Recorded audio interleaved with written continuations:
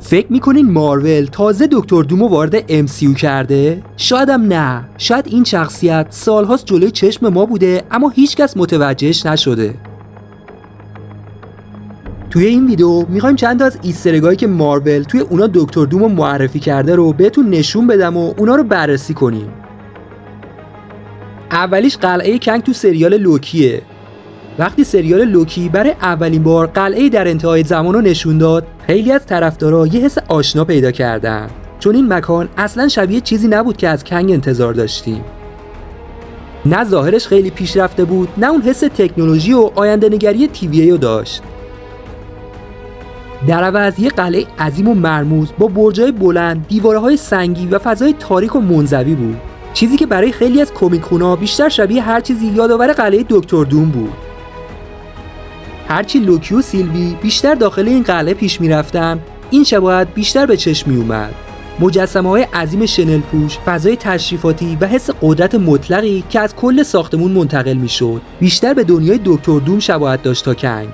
چون دکتر دوم همیشه به عنوان یه فرمانروای افسانه‌ای و ترسناک به تصویر کشیده میشه، در حالی که کنگ معمولاً با فناوری‌های پیشرفته و تجهیزات آینده‌نگر شناخته میشه. از طرف دیگه یه نکته جالب دیگه هم وجود داره. کنگ هیچ وقت این قلعه رو به عنوان قلمرو اصلی خودش معرفی نمی‌کنه. انگار فقط در پایان زمان به اونجا رسیده و همونجا مونده تا منتظر اتفاقات بعدی باشه. برای همین خیلی از طرفدارا معتقدن طراحی این مکان ممکنه اتفاقی نباشه و مارول از همون موقع به شکلی غیر مستقیم در حال زمینه‌چینی برای ورود دکتر دوم بوده باشه. بعدی مربوط به سریال مون نایت میشه، یه سریال خیلی قوی از مارول که خیلی از طرفدارا اونو دوست داشتن. ماجرا از جایی شروع میشه که استیو گرانت برای اولین بار بیهوش میشه و بعدش خودش رو توی یک منطقه سرسبز و ناشناس پیدا میکنه.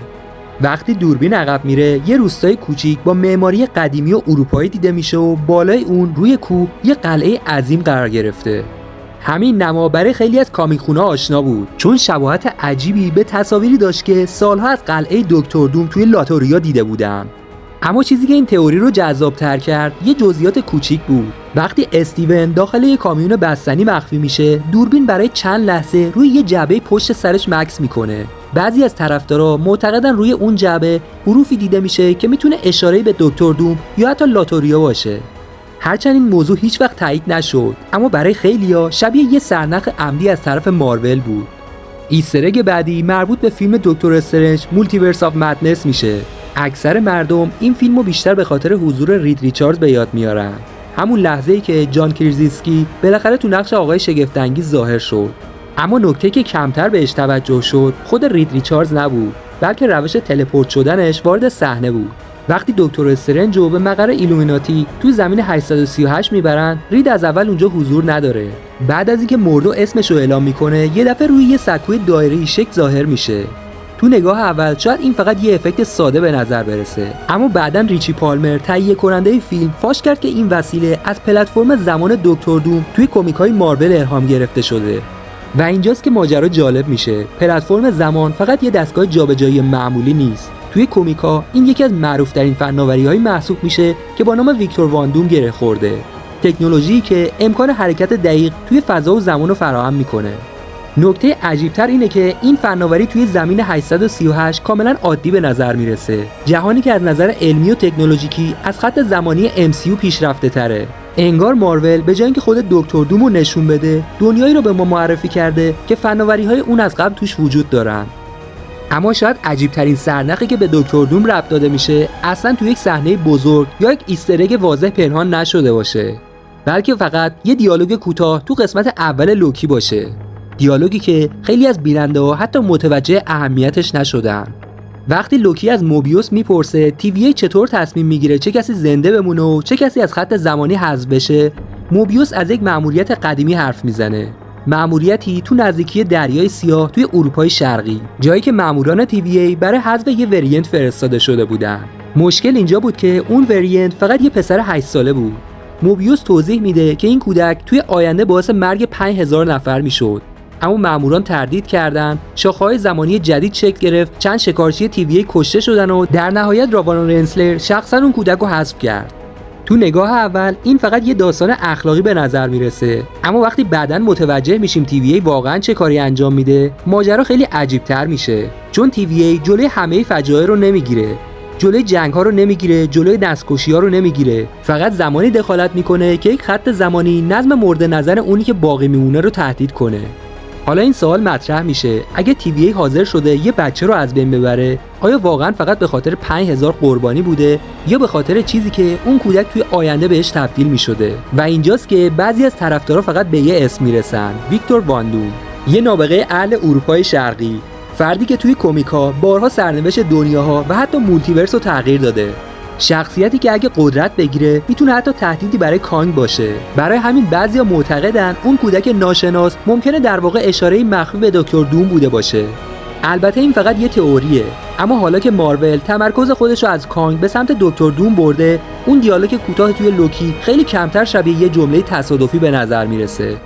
و این ما رو به یکی دیگه از عجیب‌ترین تئوری‌های MCU میرسونه. تئوری که میگه شاید تونی استارک خیلی بیشتر از چیزی که فکرشو می‌کنیم میدونست. بعضی از طرفدارا هنوز روی یه صحنه خاص از اونجرز اندگیم تمرکز دارن. زمانی که تونی به سال 1970 سفر میکنه و به طور اتفاقی با پدرش هاوارد استارک روبرو میشه. بعضیا معتقدن واکنش عجیب تونی توی اون صحنه نشون میده چیزی درباره سرنوشت خودش حس کرده. چیزی که کاملا درکش نمیکنه اما از وجودش خبر داره. اما حتی قبل از اندگیم هم نشونه‌های عجیب‌تری وجود داشت. برگردیم به عصر اولتران، جایی که واندا با قدرتش ذهن تونی رو دستکاری میکنه و اون یه رویای وحشتناک میبینه.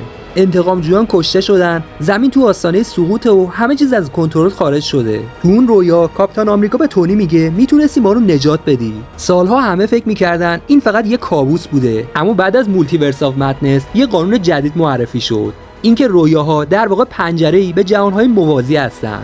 اگه این قانون رو بپذیریم، اون وقت دیگه رویای تونی دیگه فقط یه ترس ذهنی نیست. شاید اون در حال دیدن یه خط زمانی واقعی بوده، آینده‌ای که توی اون انتقامجویان شکست می‌خورن و دنیا وارد هرج و مرج میشه که زمینه رو برای ظهور تهدیدی بزرگتر فراهم میکنه. و حالا که فیلم اونجرز دومزدی تو راهه، بعضی طرفدارا معتقدن شاید اون تصاویر در واقع اولین اشاره غیر مستقیم به آینده‌ای بوده که در نهایت به دکتر دوم ختم میشه.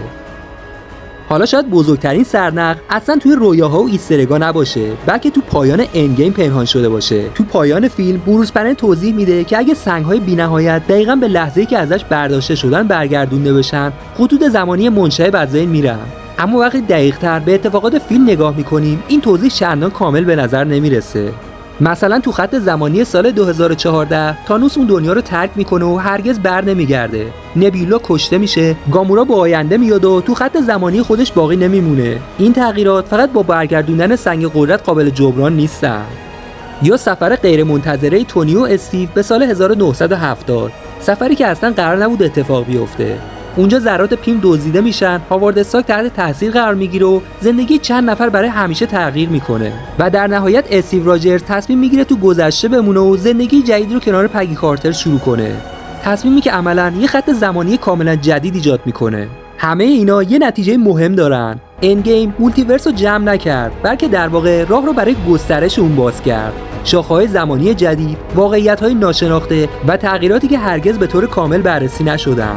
و این دقیقاً همون جاییه که دکتر دوم میتونه وارد داستان بشه، نه به عنوان کسی که این آشوب رو ایجاد کرده، بلکه به عنوان فردی که از این آشوب استفاده میکنه، کسی که هرج و مرج باقی مونده از جنگ مولتیورس و سفر تو زمان رو به ارث میبره و اونو به نفع خودش شکل میده.